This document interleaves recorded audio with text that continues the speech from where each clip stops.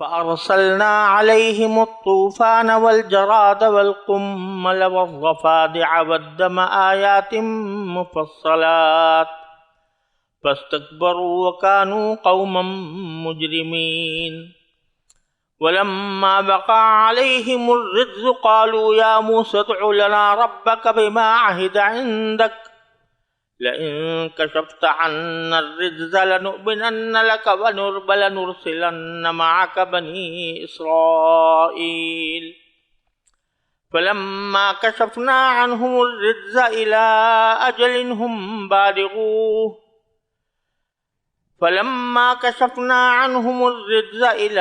أجل هم بالغوه إذا هم ينكثون فانتقمنا منهم فأغرقناهم في اليم بأنهم كذبوا بآياتنا وكانوا عنها غافلين۔ یہ سورہ اعراف کی آیت نمبر 133 سے 136 تک میں نے آپ کے سامنے تلاوت کی ہیں۔ ان کا ترجمہ یہ ہے،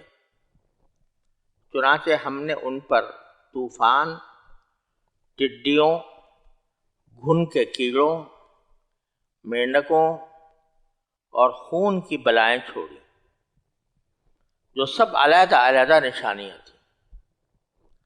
پھر بھی انہوں نے تکبر کا مظاہرہ کیا اور وہ بڑے مجرم لوگ تھے۔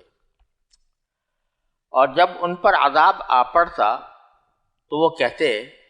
اے موسیٰ، تمہارے پاس اللہ کا جو عہد ہے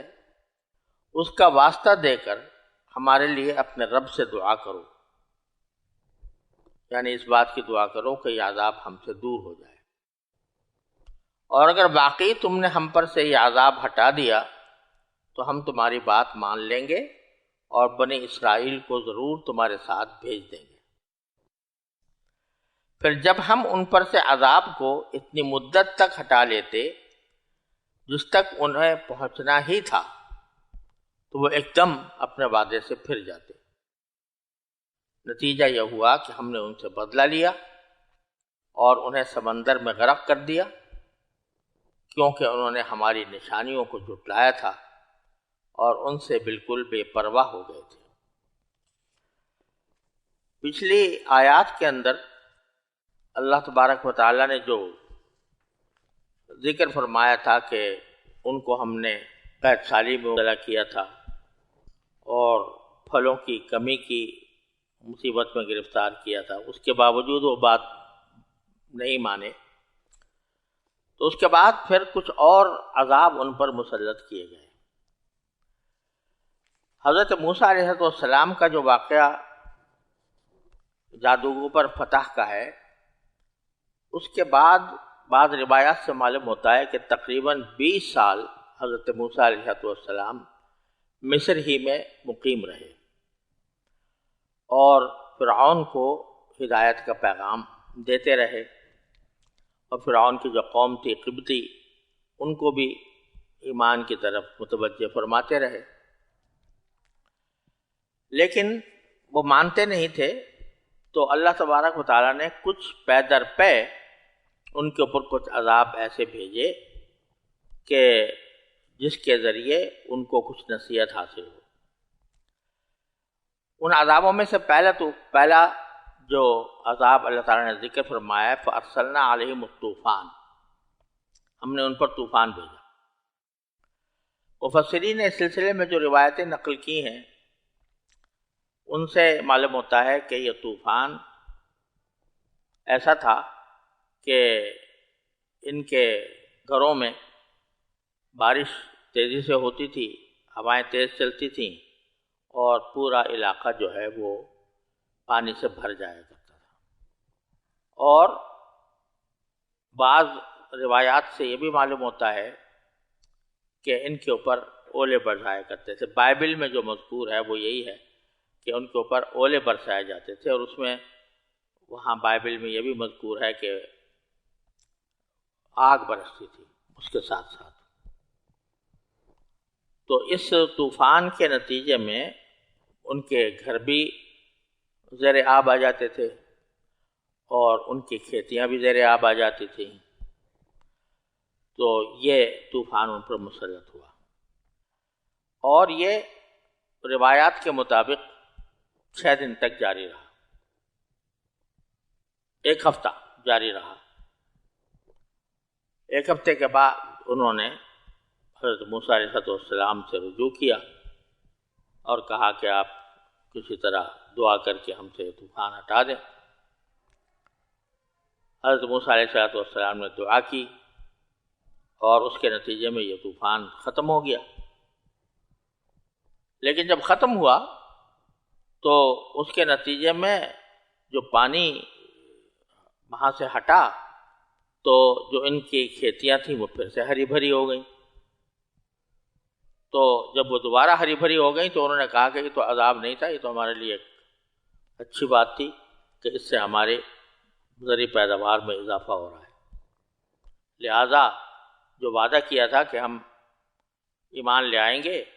اس سے پھر گئے۔ اس کے بعد اللہ تبارک و تعالیٰ نے ان پر ایک دوسرا عذاب بھیجا جس کو قرآن کہتا ہے بلجرات، یعنی ٹڈی دل بھیج دیا، جس ٹڈی دل نے ان کے ساری کھیتیوں کو تباہ و برباد کر دیا اور کھیتیاں تباہ ہو گئیں۔ 1 ہفتے یہ ٹڈی دل مسلسل مسلط رہا، تو اس پر پھر وہ حضرت موسیٰ علیہ السلام کی طرف متوجہ ہوئے اور ان سے کہا کہ یہ عذاب ہم سے دور کرا دیجیے۔ حضرت موسیٰ علیہ السلام نے دعا فرمائی تو یہ عذاب بھی دور ہو گیا۔ اور بائبل میں یہ ہے کہ حضرت موسیٰ علیہ السلام سے کہا کہ تم اپنی لاٹھی ان ٹڈیوں کی طرف رخ کر کے مارو، تو اس کے نتیجے میں ایک تیز ہوا چلی اور اس تیز ہوا نے ٹڈیوں کو سمندر کی طرف بھگا دیا۔ جب یہ عذاب دور ہوا تو اس پر انہوں نے یہ کہا کہ اب بھی ہمارے پاس تو کھانے پینے کا سامان کافی موجود ہے، لہذا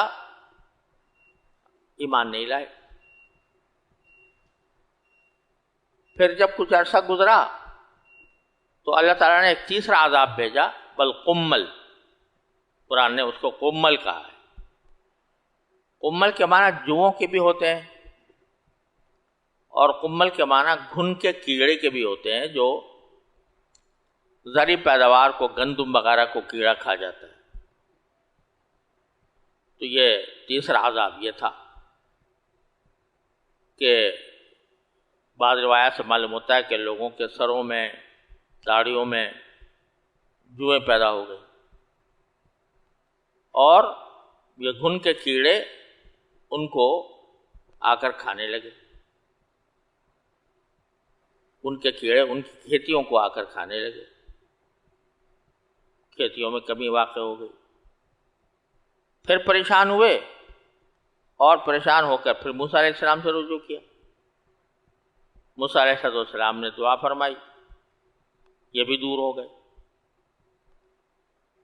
لیکن پھر بھی نہیں مانے اور پھر اسی بدعمالی کے روش پر قائم رہے۔ تو اللہ تعالیٰ نے چوتھا عذاب بھیجا، ضفادع۔ ضفادع ضفدع کی جمع ہے، جو مینڈک کو کہتے ہیں۔ اس کا نتیجہ یہ ہوا کہ ہر جگہ مینڈک، جہاں بھی آدمی بیٹھا ہے مجلس میں اور اس کے سر پر مینڈک کود رہے ہیں، اس کے جسم سے کھیل رہے ہیں، ہر جگہ سے مینڈک برآمد ہو رہے ہیں۔ پھر عذاب میں مبتلا ہوئے، پھر موسیٰ علیہ السلام سے رجوع کیا، موسیٰ علیہ السلام نے دعا کی، اللہ تعالیٰ نے وہ بھی دور کر دی، پھر بھی ایمان نہیں لائے۔ پانچواں عذاب جو ہے وہ دم، یعنی خون۔ ہمارے مفسرین نے تو اس کے بارے میں روایات میں یہ لکھا ہے اور اس کو عبداللہ بن عباس کی طرف منسوب کیا ہے کہ وہ یہ فرماتے تھے کہ خون کے عذاب کی صورت یہ تھی کہ یہ پانی میں ان کے خون، کھانے میں خون، کوئی لقمہ کھا رہے ہیں اور اس میں خون خود بخود آ جاتا ہے، پانی پیتے ہیں تو جب منہ تک پہنچتا ہے تو وہ خون بن جاتا ہے، ہر جگہ خون ہی خون۔ اور بائبل کی روایت میں یہ ہے کہ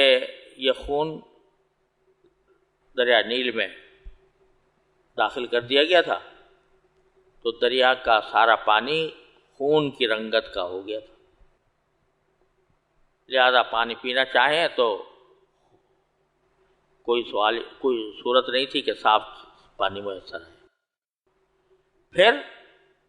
یہ ساری خون کی مصیبت ایک ہفتے یہ جاری رہی، پھر رجوع کیا حضرت موسیٰ علیہ السلام سے، انہوں نے دعا فرمائی، یہ بھی دور ہو گئی۔ قرآن فرماتا ہے آیات مفصلات، یہ معجزے تھے، نشانیاں تھیں، جو ایسی نشانیاں تھیں کہ جو علیحدہ علیحدہ نازل کی گئی تھی۔ آیات جمع آیت کی ہے جس کے معنی نشانی کے ہوتے ہیں، اور بکثرت یہ معجزے کے معنی میں بھی استعمال ہوتا ہے۔ تو یہ جو مصیبتیں ان پر بھیجی گئی تھیں، یہ معجزے تھے نبی حضرت موسیٰ علیہ السلام۔ اور مفسرین نے جو روایات نقل کی ہیں ان سے یہ معلوم ہوتا ہے کہ یہ جتنے عذابوں کا ذکر ہے، طوفان ہو، ٹڈی ہو، جوئیں ہوں، مینڈک ہوں، خون ہو، یہ سب صرف قبطیوں کے اوپر آتا تھا اور بنی اسرائیل سے محفوظ رہتے تھے، یعنی حضرت موسیٰ علیہ السلام اور ان کے ہم نوا، ان کو اللہ تعالیٰ اس سے محفوظ رکھتا تھا۔ اس لیے یہ کھلا ہوا معجزہ ہو گیا تھا۔ اگر سب پر ایک گھر سے ایک وبا آ رہی ہوتی تو بھئی سوچتا کوئی شخص کہ بھئی یہ کوئی طبعی اسباب کے تحت بھی ہو سکتی، لیکن خاص طور پر قبطیوں کے پاس آ رہی ہے اور حضرت موسیٰ علیہ السلام کے لوگ اس سے مستثنا ہیں، تو اس سے یہ بات واضح تھی کہ یہ کوئی معجزہ تھا۔ اور پھر مفصلات جو فرمایا کہ ان کو علیحدہ علیحدہ ہم نے نازل کیا تھا، مفصل یہ سے مفعول ہے، فصل تفصیلاً سے، جس کے معنی الگ الگ کر دینا۔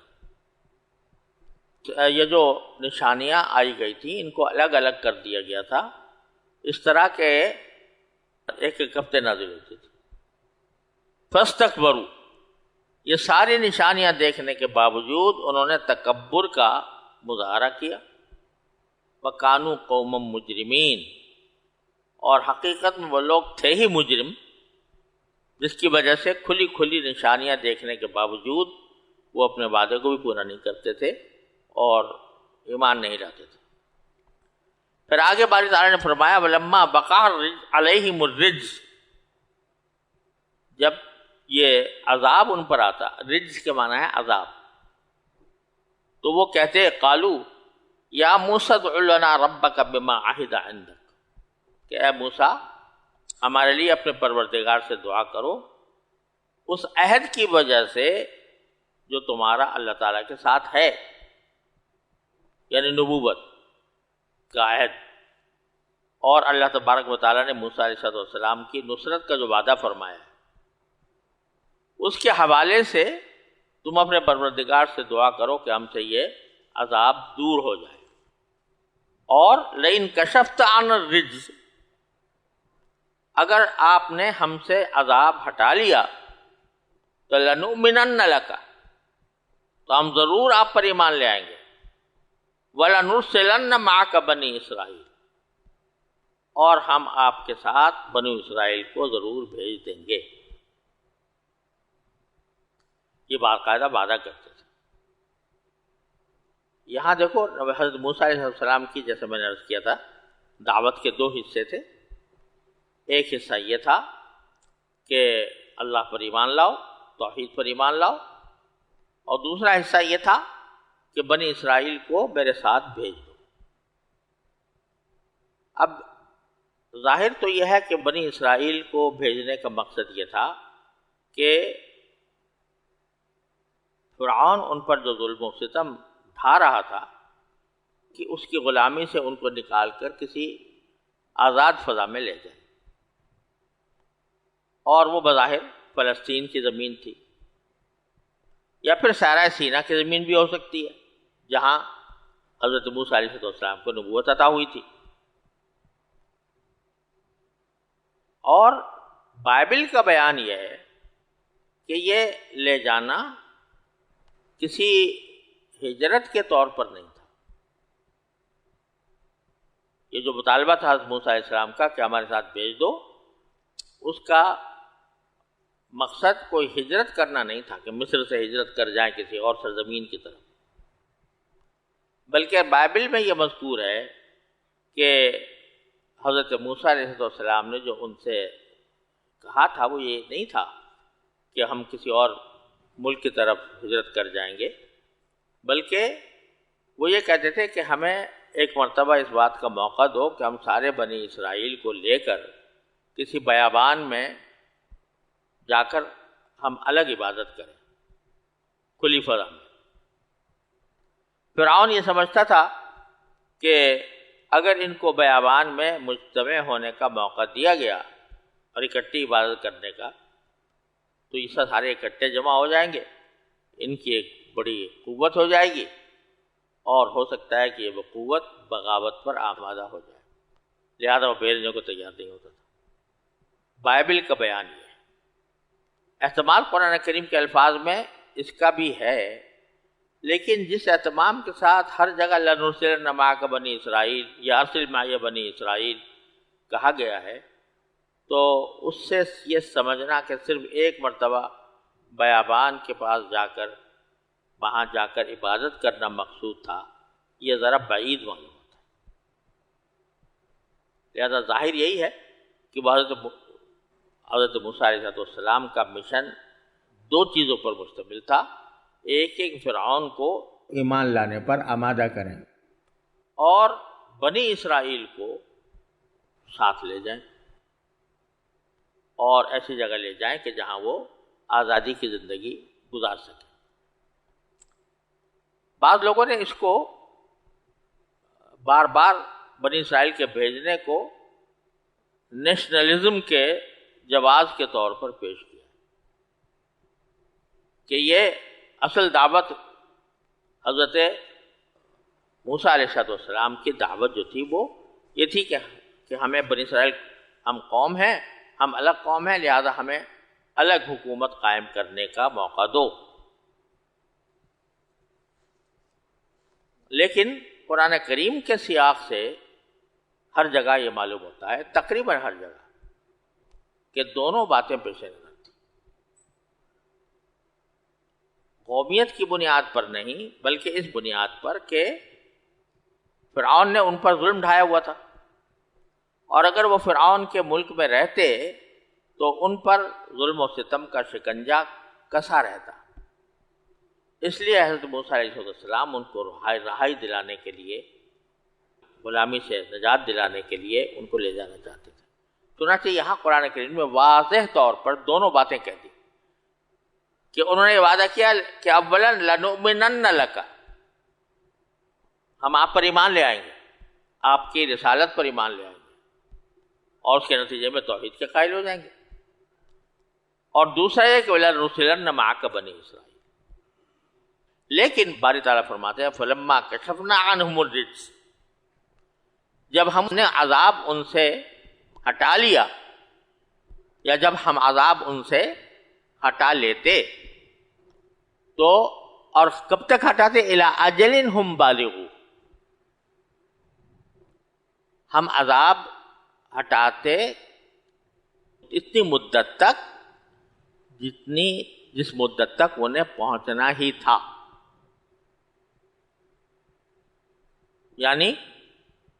عذاب ہٹانے کے بعد ایک مدت تھی جس میں وہ بغیر عذاب کے رہتے، اس وقت تک ہم نے ان کے سے عذاب ہٹا لیا، جب وہ مدت گزر جاتی تو پھر دوسرا عذاب آ جاتا۔ تو جب ان سے ہم عذاب ہٹاتے تو اذا ہم ینکثون، تو وہ ایک دم اپنے وعدے سے پھر جاتے۔ نکث ینکث کے معنی ہوتا ہے کسی انسان کا اپنے وعدے یا عہد سے پھر جانا، وہ پھر جاتے تھے۔ اب یہاں جو رجز کا لفظ آیا ہے عذاب کا اور معرف باللام ہے، اس کی وجہ سے بعض مفسرین کا کہنا یہ ہے کہ یہ اس رجز سے مراد وہ 5 عذاب نہیں ہیں جن کا ذکر پہلے آیا تھا، طوفان اور ٹڈیاں اور جوئیں اور مینڈک اور خون، بلکہ اس سے مراد کوئی چھٹا عذاب ہے، اور وہ چھٹا عذاب کی تفسیر بعض مفسرین نے طاعون سے کی کہ اس کے بعد ایک طاعون کا عذاب آیا تھا، اور اس موقع پر یہ بات کہی گئی تھی۔ انہوں نے یہ بات اس لیے کہی کہ اگر اس سے مراد پچھلے 5 ہوتے تو پھر الرجز اس کو معرفہ ذکر نہ کیا جاتا الف لام کے ساتھ، بلکہ وہ رجزن کہا جاتا، یعنی پچھلے جو عذاب ذکر کیے گئے ہیں ان میں سے کوئی عذاب آتا تو وہ یہ کہتے تھے، لیکن یہاں قرآن کریم نے الرجز کہا، اس لیے وہ کہتے ہیں کہ یہ چھٹی چیز تھی اور وہ طاعون تھا۔ لیکن زیادہ تر مفسرین کا کہنا یہ ہے کہ الرجز میں جو الف لام ہے وہ عہد کا ہے، اور اس سے مراد وہی عذاب ہیں جن کا پہلے ذکر کیا گیا، لہذا جو پچھلے عذاب تھے ہر عذاب کے بعد ان کا کہنا یہ ہوتا تھا کہ ہم سے یہ عذاب ہٹا لیں گے آپ تو ہم ایمان بھی لے آئیں گے، بنی اسرائیل کو بھی آپ کے ساتھ بھیج دیں۔ بہرحال جب وہ انہوں نے سارے اپنے عہد جھٹلا دیے، اپنے عہد کی خلاف ورزی کی، فانتقمنا منہم، تو نتیجہ یہ ہوا کہ ہم نے ان سے بدلہ لیا، فاغرقناہم فی الیم، پھر ان کو ہم نے سمندر میں غرق کر دیا۔ یہاں کس طرح غرق کیا، کیا واقعہ پیش آیا، یہاں اس جگہ اس سورہ اعراف میں اس کی تفصیل اللہ تعالیٰ نے بیان نہیں فرمائی، لیکن سورہ طٰہٰ میں بھی آئی ہے اور دوسری صورتوں میں بھی آئی ہے، وہ انشاءاللہ اپنے موقع پر آئے گی کہ کس طرح موسیٰ علیہ السلام بنی اسرائیل کو لے کر نکلے تھے اور کس طرح فرعون نے ان کا پیچھا کیا تھا اور بالآخر وہ سمندر میں غرق ہو گیا تھا۔ یہاں اس کی تفصیل میں جانے کی ضرورت نہیں ہے، کیونکہ اس میں اصل مقصود باری تعالیٰ کا یہ ہے کہ جب بنی اسرائیل کو آزادی مل گئی اور فرعون غرق ہو گیا، اس کے بعد انہوں نے کیا کیا، اور اس کے بعد حضرت موسیٰ علیہ السلام کے ساتھ کیا حالات پیش آئے، چنانچہ وہ اگلی آیات میں آنے والے ہیں۔ یہاں صرف اختصار کے ساتھ یہ فرما دیا گیا کہ ہم نے فرعون کو اور ان کے حوالی موالی کو سمندر میں غرق کر دیا، بِأَنَّهُمْ كَذَّبُوا بِآيَاتِنَا، اس لیے کہ انہوں نے ہماری نشانیوں کو جھٹلایا تھا، وَكَانُوا عَنْهَا غَافِلِينَ، اور ان سے بالکل بے پرواہ ہو گئے۔